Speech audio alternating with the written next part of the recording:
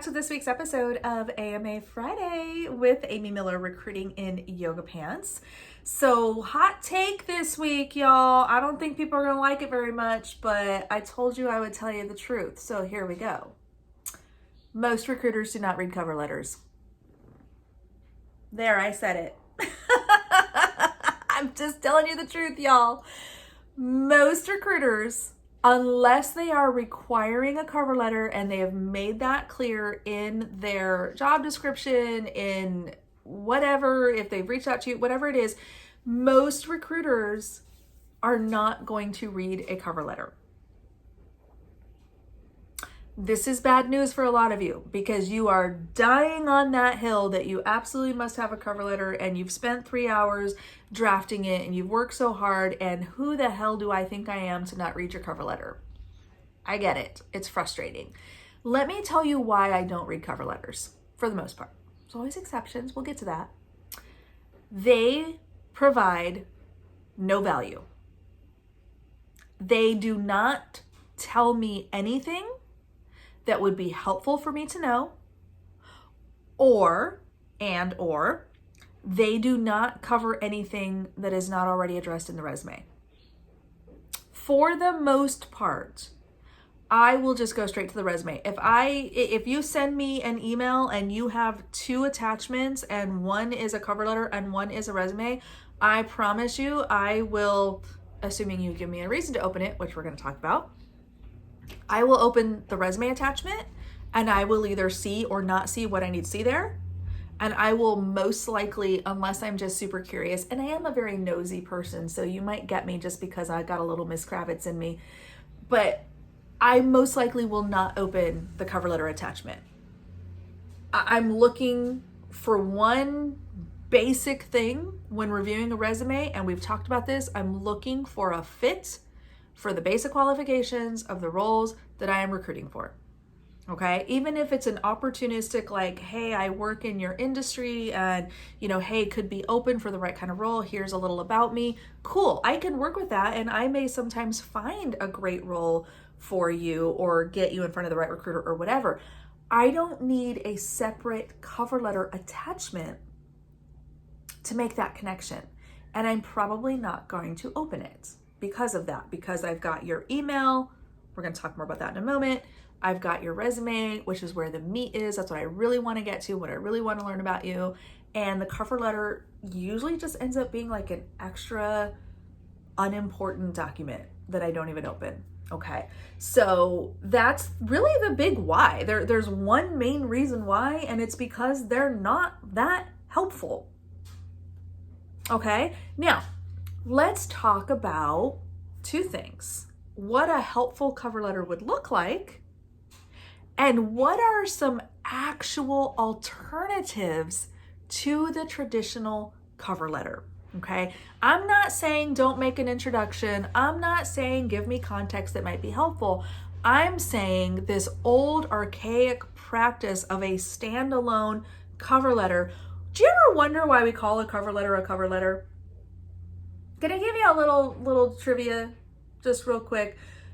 This is what I was told anyway. Who the hell knows? Maybe it has a completely different origin, but what I was told is the term cover letter originated because it was a letter that covered the resume and you put it into the envelope. You know how like wedding invitations are like put together in a certain way?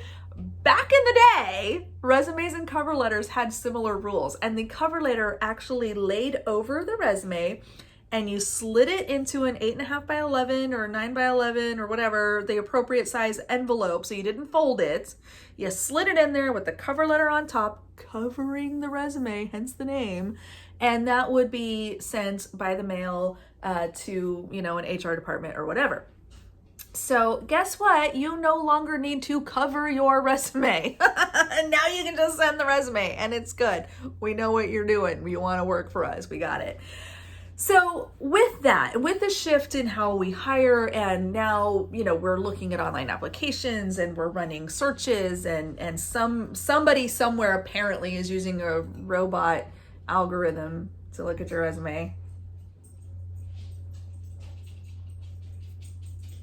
Not me, but apparently somebody is somewhere. I don't know who. Sherman? No, he didn't know either.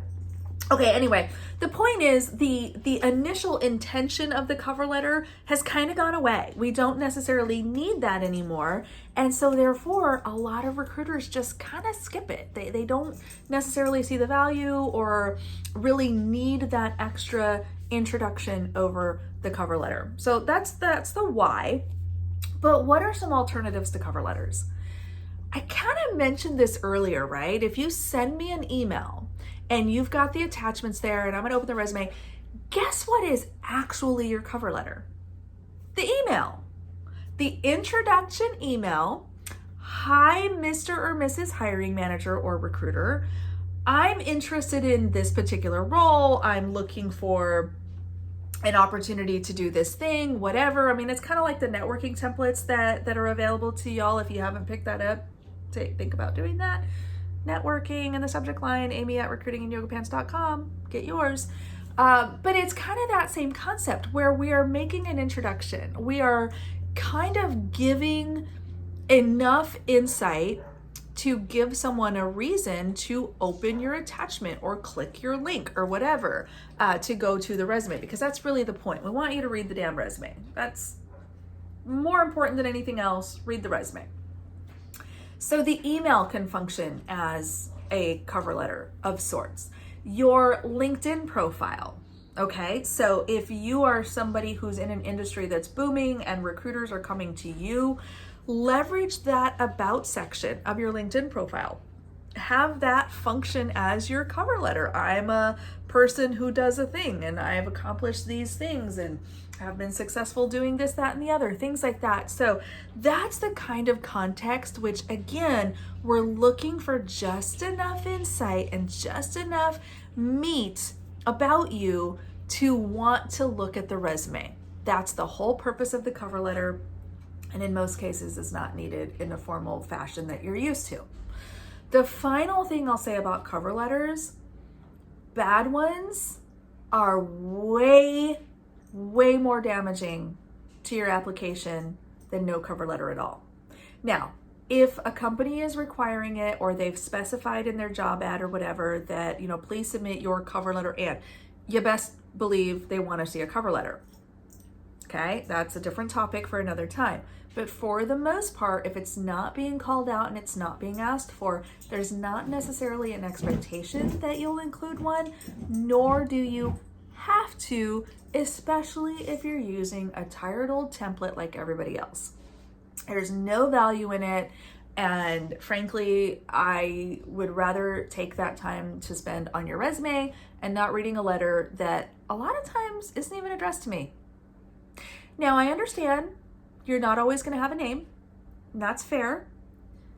But you should certainly send it to the right company. This is the biggest mistake I find job seekers making in their cover letters. And it happens, I would say, of the cover letters I do get, because I don't get a lot, but the ones I do get, I would say easily 20%, I bet. And that's a lot. I mean, I'm talking 1 in 5 are addressed to the wrong company. I mean, I know you're applying to a variety of roles. You should be. You should not put all of your eggs into a single company basket. You absolutely should be applying to a variety of companies and teams and places where you can do amazing work. I encourage that.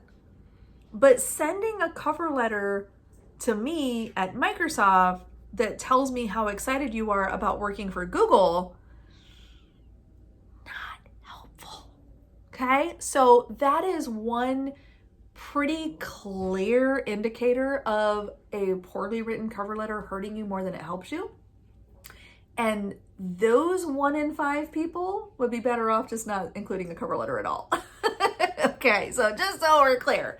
The final thing I want to say about cover letters and how to, if you insist on writing one, and I know some of my resume writer friends are cringing right now because I think it's important. Here's what I suggest. Make it the first page of your resume. Okay?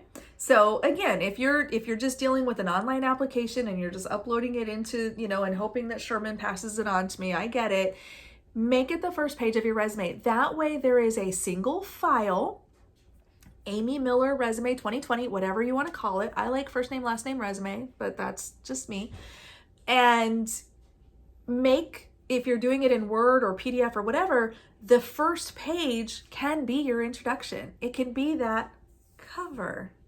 It can be the reason, just like we look at the top half or top third of the resume, give me that reason to keep reading. Shine some light on something that may not be super clear. I know for me, when I was trying to move out of a very small company, and I'd been an agency recruiter for a very long time and had done, not big corporate stuff, I had to kind of tell that story a little bit. And I had to explain, hey, I know you're ginormous ABC company and you're doing lots of things. Here's how my agency little company experience prepped me for this. So there is sometimes some value in an explanation or a quick, kind of tie it all together, what the proof that's on the resume.